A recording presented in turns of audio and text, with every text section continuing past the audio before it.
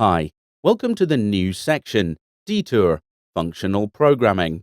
Functional programming uses recursion as a basic component. A recursion is nothing but solving the same problem for a smaller size and then composing the result with something else to get the solution for the given size of the problem. This section will introduce this rather foreign concept to you and provide some basic tools that are commonly used in functional programming. You will learn recursive algorithms and immutability of variables, monads, aggregations on monads, Java's support for functional programming, that is, Lambda. Now we move on to the first video of this section that deals with recursive algorithms. In this video, we are going to look at examples regarding recursive algorithms. Recursive algorithms are a different way of thinking about solving a problem. For example, say our problem is to write a program that, given a positive integer, n, returns the sum of numbers from 0 to n. The known imperative way of writing it is simple. Let's create a class named Functional Examples. This is a SumUpTo method. Add the main method that calls SumUpTo method. We calculate the sum up to 10. So when we run it, we get 55, which is the sum of numbers from 1 to 10. Let's see the functional version of the problem. That's it, just a one-liner. This is probably nothing new to Java programmers, as they do understand recursive functions.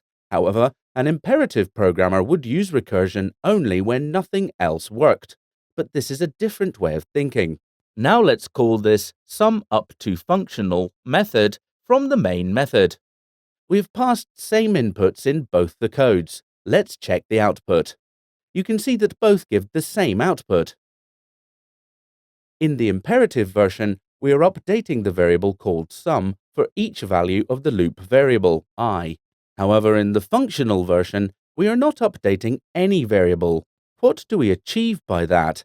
When a variable is updated multiple times in a program, it is hard to understand or debug it because you need to keep track of the latest value. When this does not happen, it is far easier to understand what is happening. In fact, it makes it simpler in such a way that we can even prove the correctness of the program completely formally, which is rather hard to do for imperative programs where variables change values. Let's check out another example. This one is about choosing R objects from N objects, where the order does not matter. Let's have a set A of a finite amount of objects. Let the number of objects in this set be n. Of course, the maximum number of elements any subset of A can have is n, hence R is less than or equal to n. We will call this method choose. So we write this as choose n R. This is the code snippet. Now, the only subset that has an equal number of elements as A is A itself, so choose n equals 1. When R equals 0, it means B is the null set. Since there is only one null set, choose n0 equals 1. Now we will implement the main function and call this method init. Here is the code for that. Let's look at the output.